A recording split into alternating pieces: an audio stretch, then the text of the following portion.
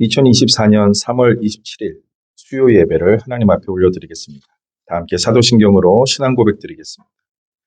나는 전능하신 아버지 하나님, 천지의 창조주를 믿습니다. 나는 그의 유일하신 아들, 우리 주 예수 그리스도를 믿습니다.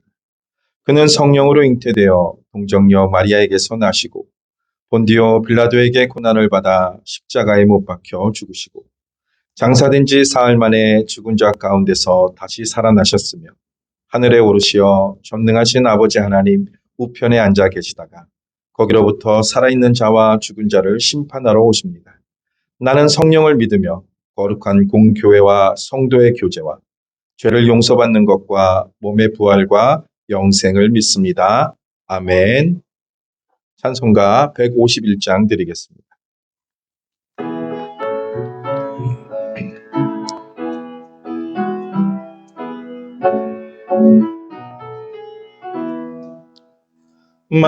만왕의 왕 내 주께서 왜 고초당했나. 이 벌레 같은 날 위에 그 보혈을 였네. 십자가 내가 처음 볼 때에 나의 맘의 큰 고통 사라져. 오늘 믿고서 내 눈 밝았네. 참 내 기쁨 영원하도다. 주 십자가 못 박힘은 속죄함 아닌가. 그 긍휼함과 그 은혜 말할 수 없도다. 십자가 내가 처음 볼 때에 나의 맘의 큰 고통 사라져. 오늘 믿고서 내 눈 밝았네. 참 내 기쁨 영원하도다. 늘어도 그 큰 은혜 다 갚을 수 없네.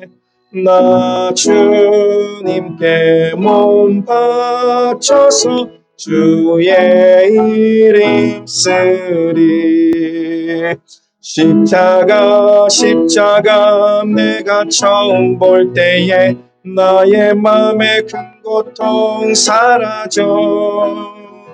오늘 믿고서 내 눈 밝았네. 참 내 기쁨 영원하도다. 이 시간 우리를 대표해서 임부남 권사님께서 기도 인도해 주시겠습니다.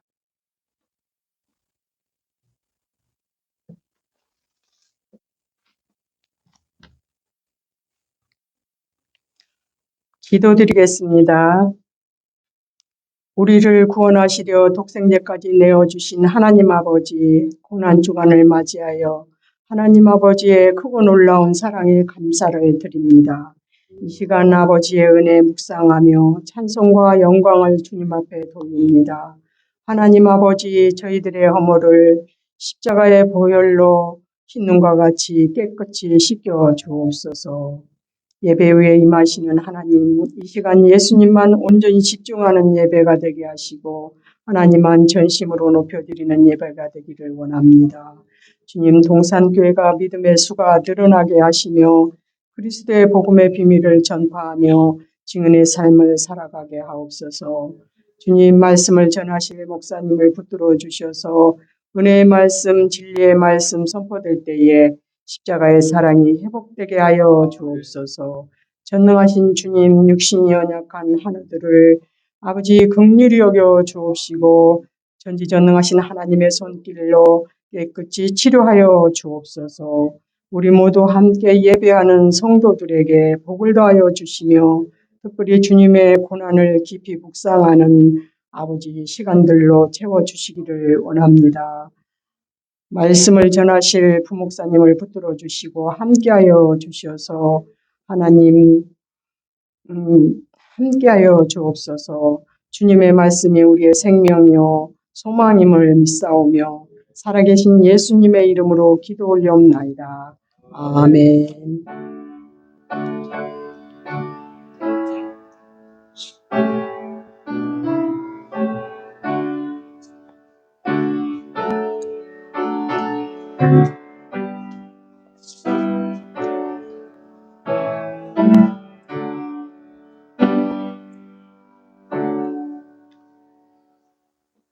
하나님의 말씀은 요한복음 19장 38절에서 42절 말씀입니다. 신약성경 182장 있습니다. 요한복음 19장 38절에서 42절 말씀입니다.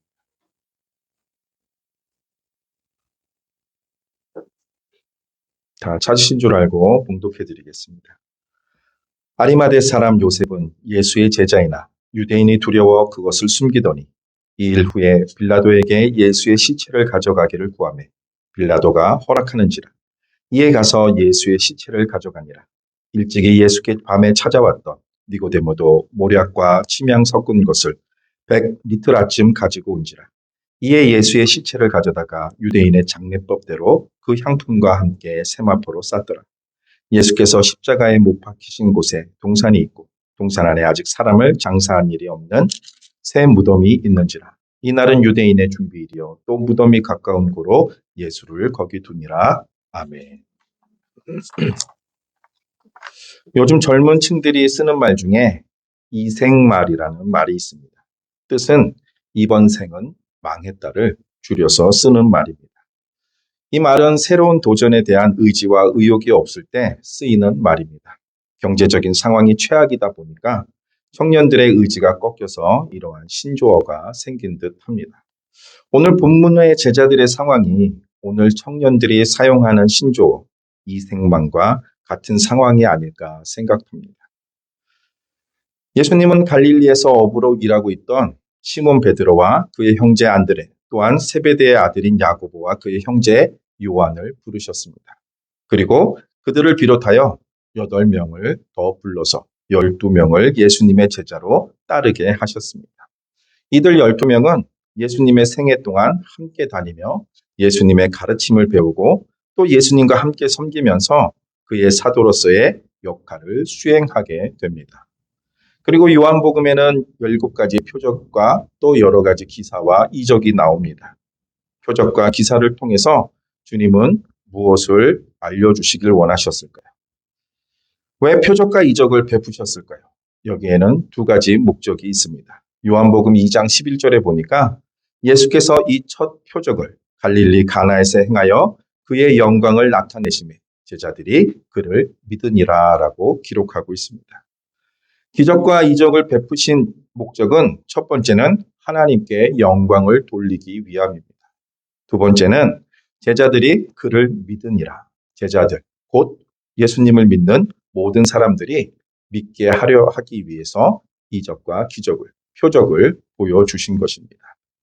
12명의 제자는 3년간 예수님과 함께 동행하며 표적과 기사와 이적을 체험하며 예수님을 믿게 되었고 또 그 예수님을 따르게 되었습니다.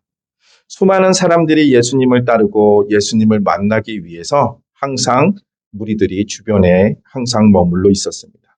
그래서 그들이 너무나도 바빠서 식사할 시간조차 여의치 않았던 그들의 일상들이었습니다. 하나님의 말씀을 또 따로 자세히 알려주시는 예수님. 어쩌면 이것은 우리가 꿈꾸는 신앙생활의 모습이 아닐까 생각합니다. 주님과 동행하는 삶, 또 늘 주님의 음성을 듣는 삶, 또 주님의 기적을 날마다 체험하는 삶. 우리는 이러한 삶을 꿈꾸며 이러한 삶을 살 수만 있다면 우리의 믿음은 자라날 거라고 믿어 의심치 않을 것입니다. 그래서 더 나아가 주님이 원하시는 그 성화에 이를 수도 있다고 생각할지도 모릅니다. 그런데 제자들은 우리가 꿈꾸는 삶을 살았음에도 불구하고 성경에 나와 있는 모습을 보면 그들의 믿음은 우리가 생각했던 것보다는 연약하게 보이는 것이 사실입니다. 늘 주님의 말씀을 들었습니다. 3년 동안 주님과 동거동락을 하면서 주님의 말씀을 들었습니다. 설교자들의 소망이 있다면 무엇일까요? 단 한 번이라도 예수님의 설교를 한번 들어봤어요.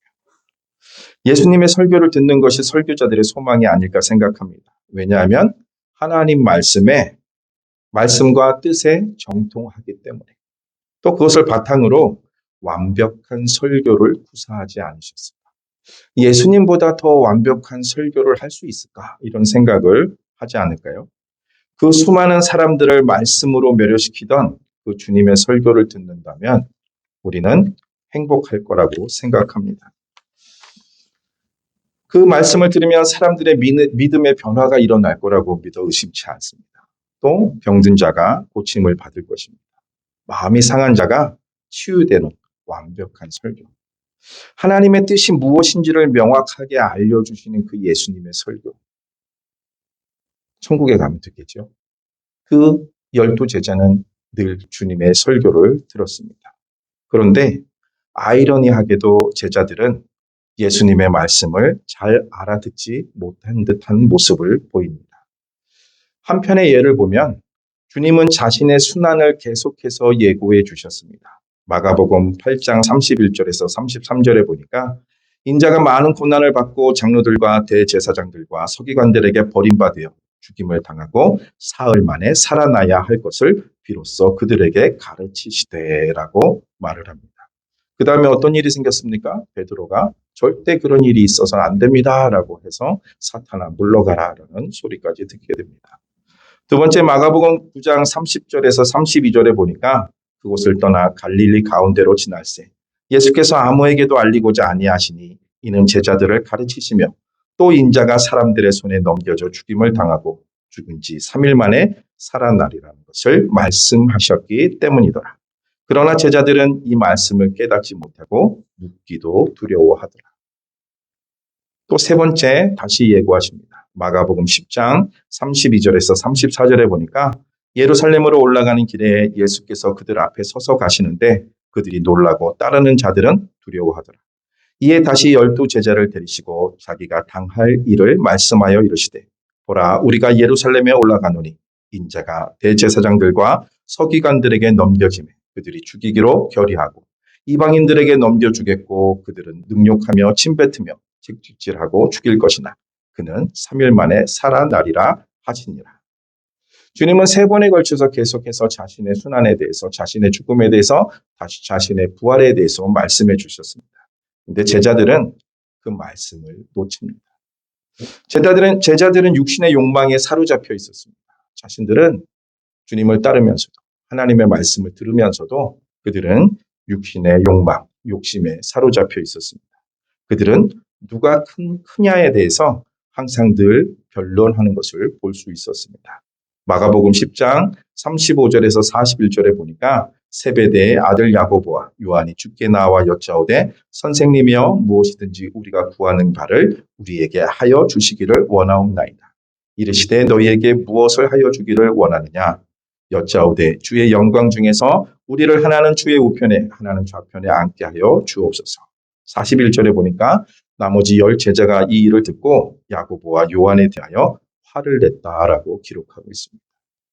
제자들에게 예수님은 계속해서 하나님의 뜻을 하나님이 이루실 일을 또 자신에게 일어날 일에 대해서 계속해서 말씀해 주셨습니다. 그런데 그들의 귀에는 그 말씀이 들어오지 않았습니다. 주님의 말씀을 들으면서도 그 말씀에 그들은 관심이 없었습니다.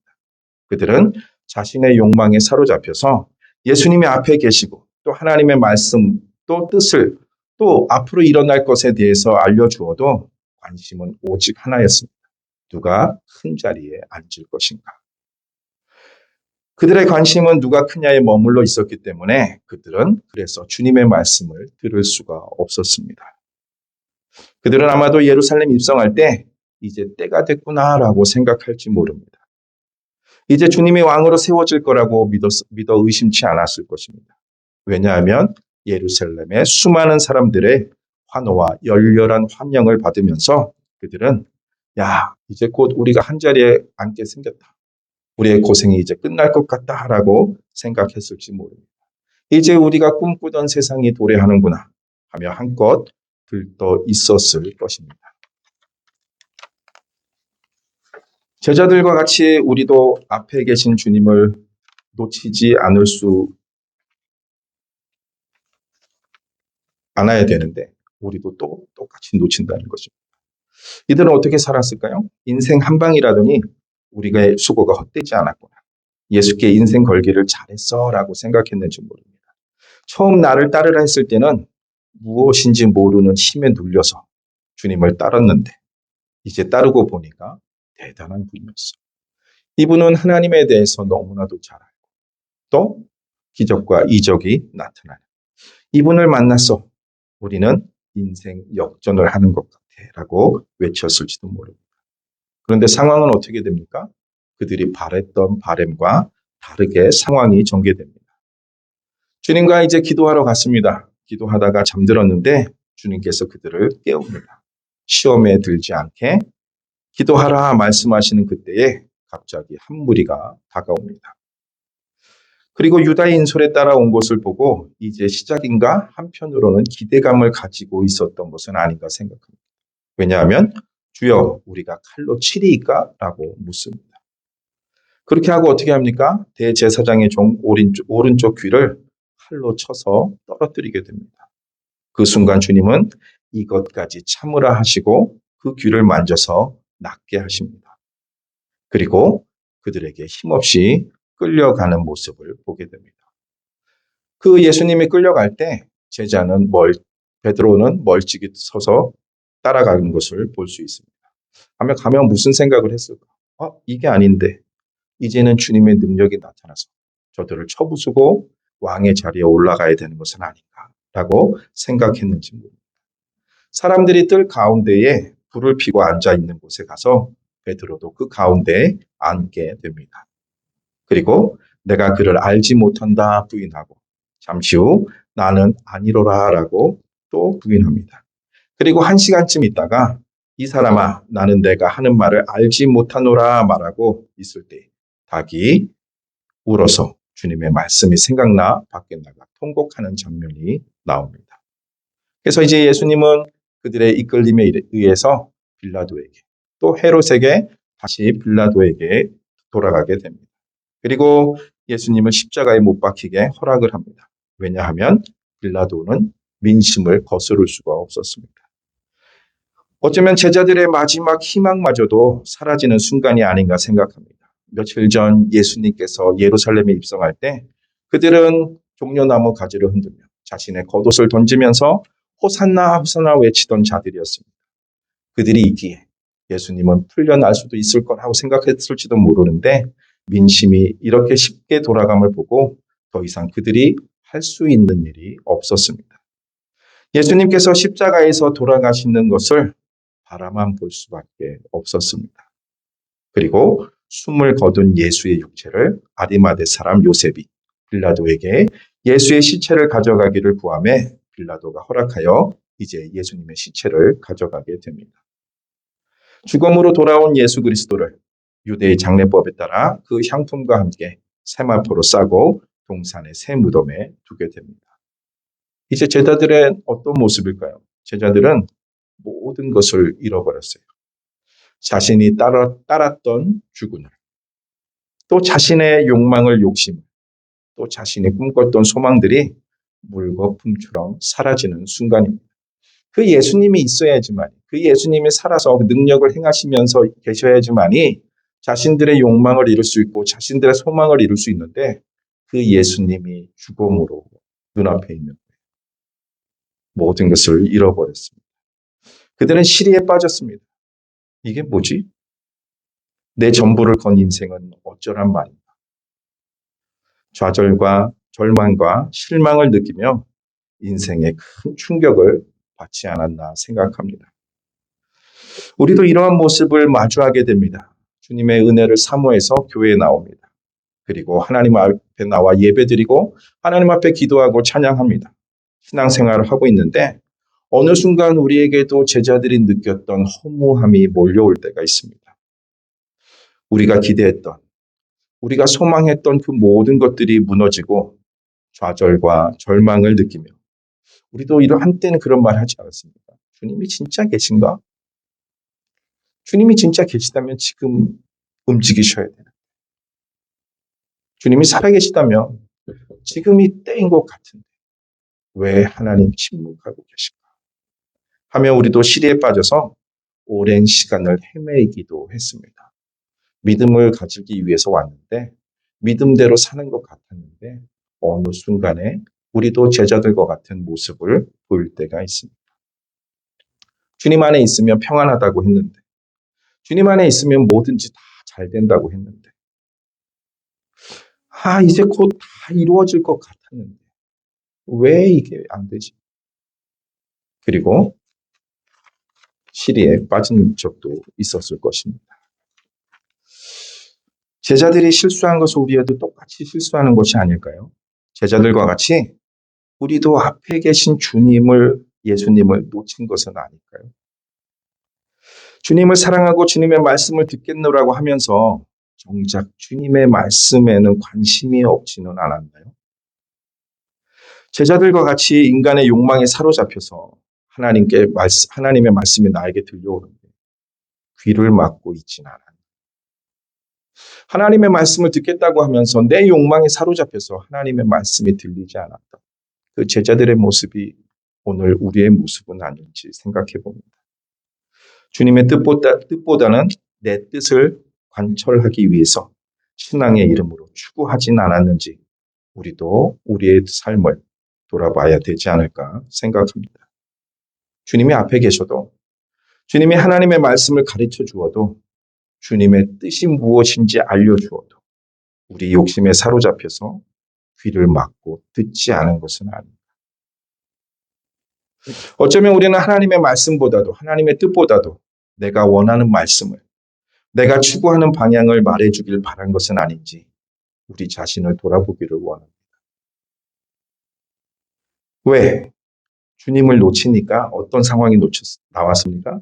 주님의 말씀과 뜻을 놓치니까 우리에게 남는 것은 허무함과 좌절과 절망입니다. 그래서 우리는 주님을 놓쳐서는 안 돼요. 우리는 주님을 꼭 붙잡아야 됩니다. 내 욕망에 사로잡혀서 주님의 말씀을 듣지 못하면 안 돼요. 이 시간에 나올 때 모든 걸 내려놓으세요. 내 생각, 내 지식, 내 지혜, 내 경험. 오늘 하나님이 나에게 무슨 말씀을 하십니까? 우리 담임 목사님을 통해서 또 우리 부교역자들을 통해서 하나님의 말씀이 선포되어지는데 오늘 나에게 주시는 하나님의 말씀이 무엇일까? 우리가 설교를 듣고 가끔 은혜 받았다는 말씀을 자주 하시잖아요. 오늘 설교가 좋았어. 왜 좋았어요? 진짜 하나님의 말씀을 뜻을 알아서 그것을 깨달아서 너무나도 기뻤습니까? 아니면 내가 원했던, 내가 추구했던, 내가 욕망에 사로잡혔던 그 부분을 긁어줘서 좋은 것입니다. 사랑하는 성도 여러분, 주님의 말씀, 주님의 뜻을 그대로 받아들이십시오. 제자들이 주님의 말씀을, 주님의 뜻을 바로 듣고 따랐다면 앞에 계셨 주님을 놓치지 않았을 것입니다. 그리고 그 주님을 놓치지 않고 따랐다면 그들은 절대 좌절과 절망과 실망, 허무함에 빠지지 않았을 거예요. 주님이 내 앞에 주공으로 있다 하더라도. 왜냐하면 주님께서는 계속해서 말씀해 주셨잖아요. 3일 만에 살아날 것이라고 계속해서 말씀해 주셨어요. 주님을 따르고 주님의 말씀을 붙들고 주님의 뜻을 알았다면 그들은 좌절과 절망과 허무함이 아니라 기대와 소망을 가지고 3일을 보내지 않았을까요? 예수님께서 살아나신다고 했는데 하나님의 뜻을 이루기 위해서 분명히 반드시 그대로 이루실 건데 우리 실망하지 말자. 우리 좌절하지 말자. 기다려보자. 그리고 하나님께 기도하지 않았을 거예요. 그런데 하나님의 말씀을 놓쳐버렸어요. 앞에 계셨던 주님을 놓쳐버렸어요. 말씀도 놓치고 주님도 놓치니까 그 상황만 보이는 거예요. 죽음으로 돌아오신 예수님을 바라보니까 그들은 허무할 수밖에 없고 절망에 빠질 수밖에 없었어요. 그런데 주님의 말씀을 붙들었다. 앞에 계신 주님을 붙들었다면 그들은 절망과 허무가 아니라 소망과 기대감을 가졌어요. 하나님이 무슨 일을 하실까? 예수님이 다시 살아나신다고 했는데. 그런데 아무도 그 위치까지 가지 못합니다. 우리도 우리의 육신의 욕망을, 우리 육신의 욕심을 내려놓아야 됩니다. 그리고 주님의 말씀을 겸허히 받아들이는 자세와 주님의 뜻을 따라야 되지 않을까요? 그렇게 살아갈 때 주님께서 주시는 참된 평강을 누리며 살지 않을까 저는 생각합니다. 주님의 평안을, 주님의 평강을 원하면서 하나님의 말씀을 듣지 않아요. 하나님의 말씀이 들리는데도 그 말씀대로 순종하지 않아요. 하나님의 말씀이 들렸는데 내 마음에 들지 않는다고 이야기를. 지금 어떤 자세이십니까? 사랑하는 성도 여러분, 우리는 지금 고난주간을 보내고 있습니다. 이 고난주간에만 십자가와 부활을 기억하는 성도가 되지 않기를 바랍니다. 이 고난주간뿐만 아니라 늘 우리 삶의 자리에서, 늘 신앙의 자리에서 십자가와 부활을 묵상하면서 우리의 육신의 욕망을 내려놓는 참된 그리스도인이 되시기를 주의 이름으로 간절히 축복합니다. 사랑하는 성도 여러분, 주님 앞에 나왔잖아요. 주님을 바라보자. 주님의 말씀을 듣기 위해서 오셨잖아요. 내 생각 다 던져버리세요. 내가 원하는 욕심, 욕망 다 던져버리세요. 내 뜻대로 되지 않잖아요. 그렇다고 주님 원망하지 마시고 주님이 원하시는 게 무엇인지, 주님의 뜻이 무엇인지를 알고 깨달아 그 원하시는 방향으로 달려가기를 바랍니다. 그래서 제자들처럼 좌절과 절망과 허무함을 느끼는 것이 아니라 주님의 말씀을 붙잡고 주님을 바라보며 소망을 가지고 기대하며 나아가는 저와 여러분 되시기를 주의 이름으로 간절히 소원합니다. 찬송가 154장 드리겠습니다. 찬송 후에 목사님 축도해 주시겠습니다.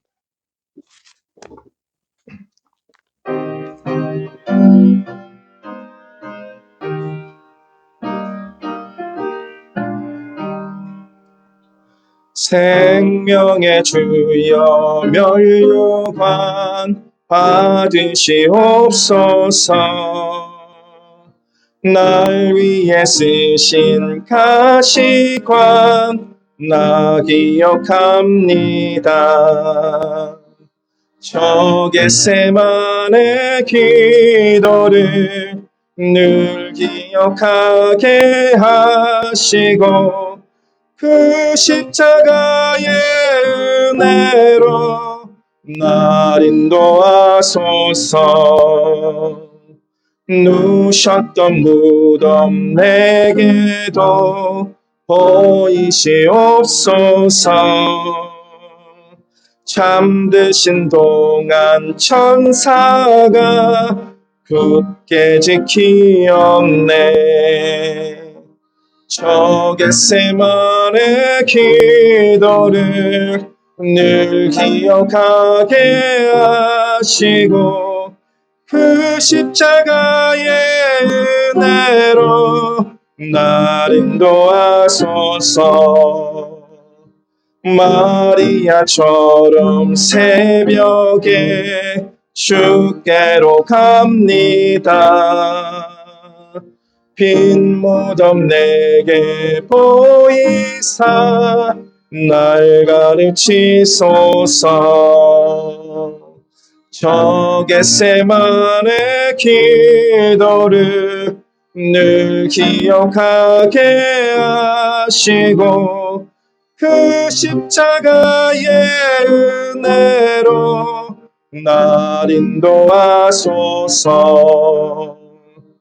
고난의 잔을 날 위해 다 마셨나이다.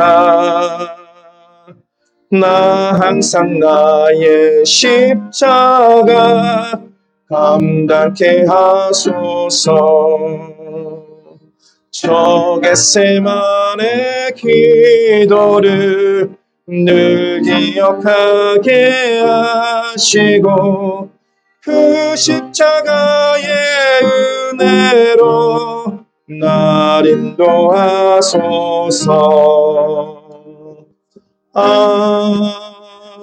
아멘. 주님의 십자가를 기억하는 저희들 되게 하시고 주님 걸어가신 길을 우리의 십자가를 지고 잘 따라갈 수 있도록 하나님 은혜 베풀어 주시옵소서. 고난주간을 보내고 있습니다. 고난주간 특별 새벽 기도에 잘 감당하게 하여 주시고 고난 기념 예배와 또 부활 촛불 예배와 부활절 감사 예배까지 하나님이 능히 잘 감당할 수 있도록 저와 우리 교육자들과 우리 모든 성도님들을 붙들어 주시옵소서. 병중에 있거나 아픔 중에 있는 분들 하나님 굽어 보시옵시고 우리 교회가 정말 이 복음을 통해서 날마다 주님 확장되어 가고 성장하는 아름다운 교회가 되게 하옵소서. 예수님 이름으로 기도드리옵나이다. 아멘. 부활이요 생명 되신 주 예수 그리스도의 은혜와 하나님의 사랑과 성령님의 감화 교통하신 역사가 하나님의 백성들 위해 이제로부터 영원토록 함께 있을지어다. 아멘.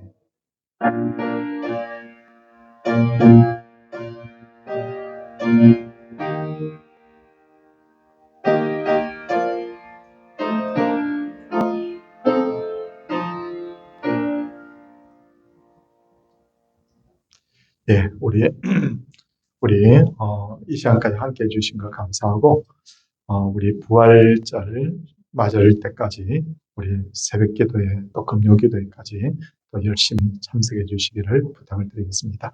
옆에 분들과 인사하도록 하겠습니다.